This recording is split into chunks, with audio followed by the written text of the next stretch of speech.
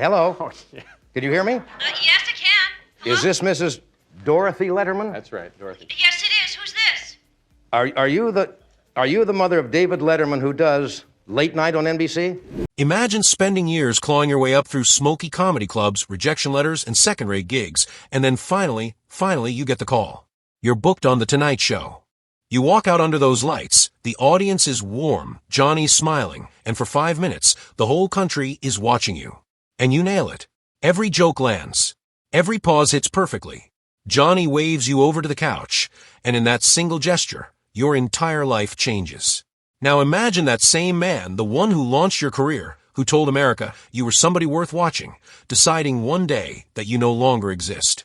No phone call, no explanation, no second chance, just silence so thick and so cold that you can feel it from across the industry.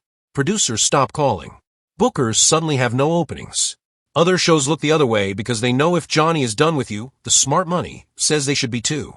This is not a story about one person. This is the story of what happened when the most powerful man in late-night television decided to erase someone from the conversation entirely. And trust me, when Johnny Carson made that decision, Hollywood listened. To understand how any of this was possible, you first have to understand what The Tonight Show actually meant during the era when Johnny Carson ruled it. From 1962 to 1992, 30 years of uninterrupted dominance, Carson was not simply a television host. He was the cultural gatekeeper of American entertainment.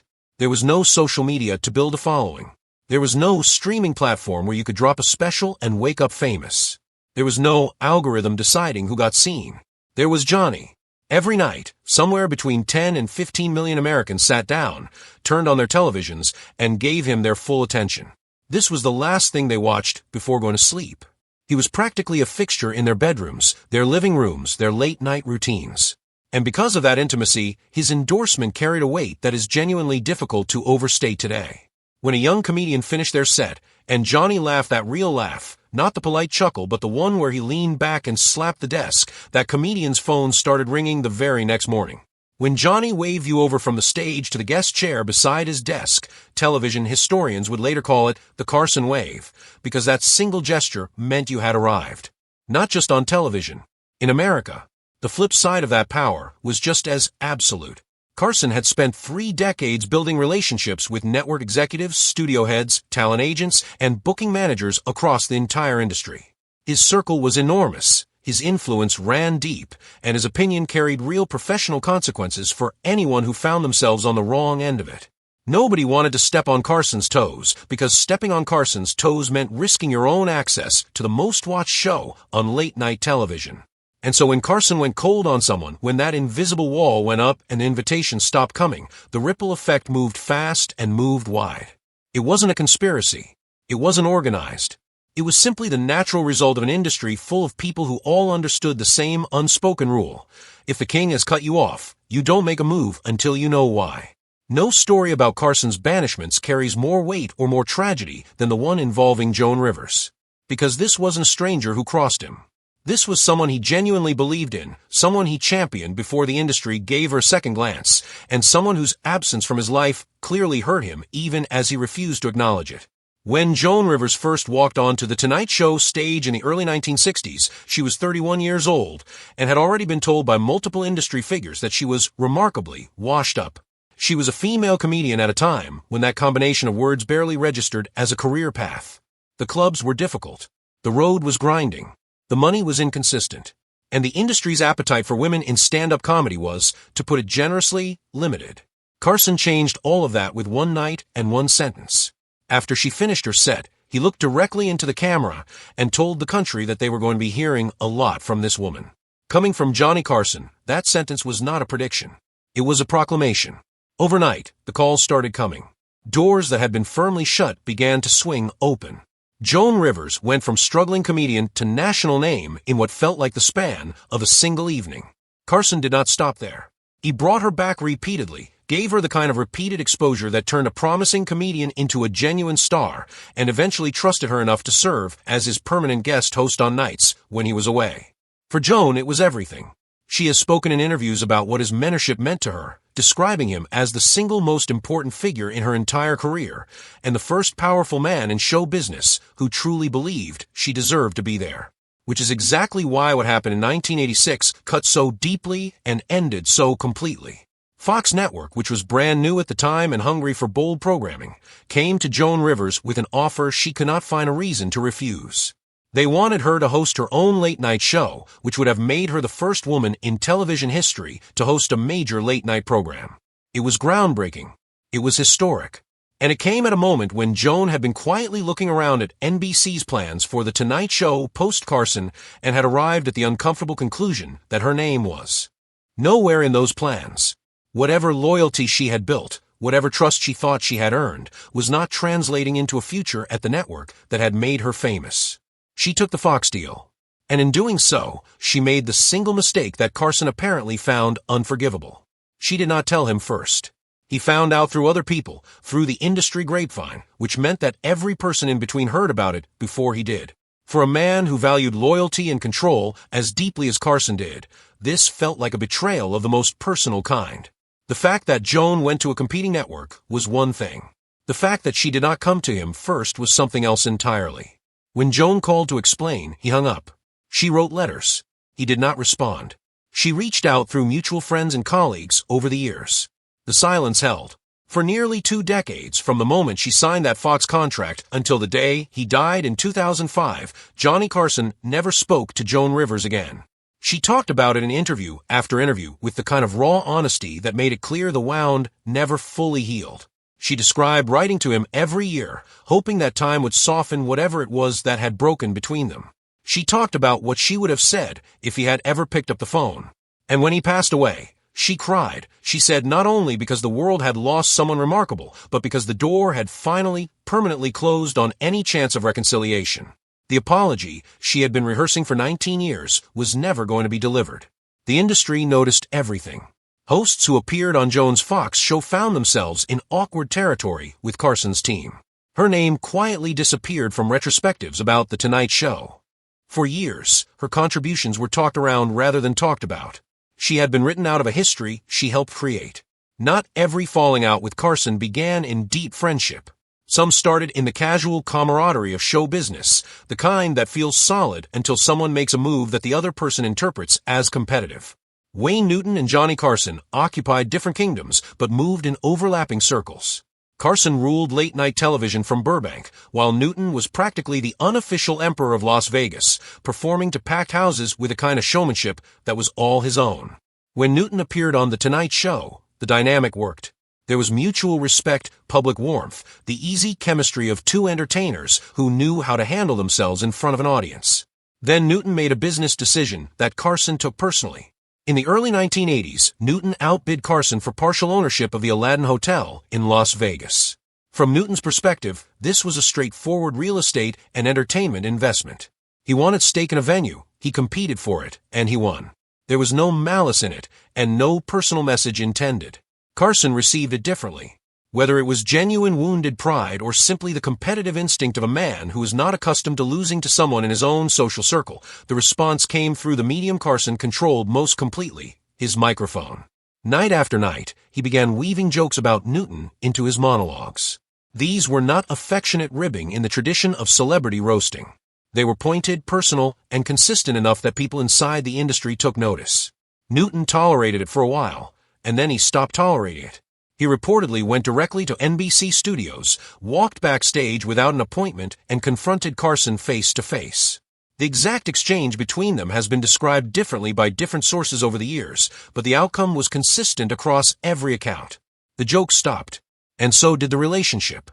Wayne Newton was never invited back to The Tonight Show, and the two men maintained their distance for the remainder of Carson's time on television. Part of what made Carson's authority so difficult to navigate was that the rules governing it were never written down anywhere. Nobody handed you a handbook when you got booked on The Tonight Show. You were expected to understand through instinct and industry osmosis where the invisible boundaries were. And some people, through a single misstep or a moment of not reading the room correctly, found out exactly where those lines had been drawn. Rich Little was one of the most skilled impressionists of his generation. His ability to inhabit the vocal patterns and mannerisms of famous people was genuinely remarkable, and his appearances on The Tonight Show had been well received. But Little had a habit of returning to one particular impression a little too often: Johnny Carson himself. For a while, this was tolerated. Carson had enough confidence in his own persona that a comedian mimicking him felt more like flattery than threat. But Little kept going back to that well, and at some point the warmth around it cooled. The official word was that his material had become stale. Those closer to the situation suggested the impression had simply become unwelcome. Dana Carvey encountered a similar wall under entirely different circumstances. While promoting Wayne's World, Carvey performed his Carson impression publicly, a portrayal that was technically impressive and delivered without any apparent ill intent. Carson did not publicly comment on it. He simply went quiet in the specific direction of Dana Carvey, and that silence communicated everything that needed to be communicated. The invitation to appear on The Tonight Show did not come, and the industry read the absence correctly. Howie Mandel's exclusion came from a different kind of error, one rooted not in mockery, but in surprise. Early in his career, still working to establish himself, Mandel brought a large prop on stage during an appearance without clearing it with producers first. To most people watching at home, it was a harmless bit of physical comedy. To Carson, it was a disruption of the rhythm and order he maintained over his show with extraordinary precision. He did not like surprises. He did not like losing control of what happened on that stage. The prop stunt was never addressed publicly, but the invitations stopped arriving, and Mandel absorbed the lesson the hard way. Some of the stories surrounding Carson's cold shoulders reveal something more complicated than personal grudges or wounded pride. Lola Falana was a performer of genuine magnetism and talent, an entertainer who lit up the room from the moment she walked in. During one appearance on The Tonight Show, she spoke openly and honestly about her experiences with racism in the entertainment industry, describing what it was actually like to be a Black woman navigating Hollywood during an era when those conversations were rarely invited into mainstream television. She was not rude. She was not inflammatory. She was simply honest in a way that was apparently more directness than the show was prepared to handle. The invitation to return never came. This particular moment reflects something important about the era and about Carson's approach to his platform.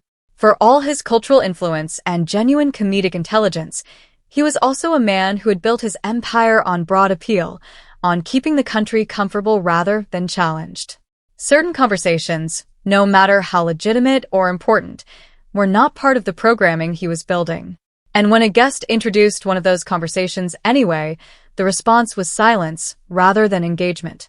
To understand Carson's behavior fully, you have to understand the man himself, and that requires sitting with the contradiction that defined him. The person America saw every night was warm, quick, genuinely funny, and seemingly effortless in his ease with people. The person who existed off camera was intensely private, emotionally guarded, and deeply uncomfortable with vulnerability in any form. He grew up in Nebraska, the kind of Midwest upbringing that rewarded self-sufficiency and discouraged emotional display. From the time he was 12 years old, performing card tricks and magic for family members, he had understood that performance was a kind of armor. You could reveal yourself through entertainment without actually revealing yourself at all. The audience could feel like they knew you while you maintained total control over what they actually saw. This dynamic followed him through every decade of his career. He was married 4 times, and each marriage carried the same fundamental tension: a man who needed connection but could not surrender the control that real intimacy requires. He acknowledged infidelity in his first marriage to Jody Walcott. His second marriage to Joanne Copeland came apart under similar pressures. His third, to Joanna Holland, followed a familiar pattern of distance and eventual dissolution. Only his final marriage, to Alexis Moss, seemed to provide something approaching stability, and even that was characterized by extreme privacy. The most painful loss of his personal life came in 1991 when his son Rick, who had struggled for years with substance abuse and legal difficulties, died in a car accident. Carson's grief was visible in the rare, quiet way that emotion ever broke through his public surface. He looked fragile in the days that followed, which was itself a striking thing to witness in a man who had spent 3 decades presenting an unshakable front to the country. When he retired in 1992, he disappeared in a way that felt almost deliberate. He moved to Malibu. He spent time on his boat. He refused virtually every interview request that came his way. The man who had been the most watched person on American television went about as invisible as a person of his stature could manage, and he seemed to prefer it that way. Johnny Carson died in January 2005, and the television industry responded with a kind of universal mourning that is reserved for people who have genuinely shaped the culture rather than simply passed through it. He had emphysema, the result of decades of smoking, and his illness had not been widely publicized before his death. He left the same way he had lived in his final years, quietly, without fanfare, on his own terms. What he left behind was enormous in both the constructive and complicated senses of that word. He invented the template for late-night television that is still in use today. The opening monologue, the comedy desk bits, the transition from performance to conversation, the guest chair that turns a celebrity visit into something that feels personal, all of it traces directly back to decisions Carson made and refined over 30 years of nightly television. Every host who has sat behind a late-night desk since 1992 has been working with his blueprint, whether they acknowledge it openly or not.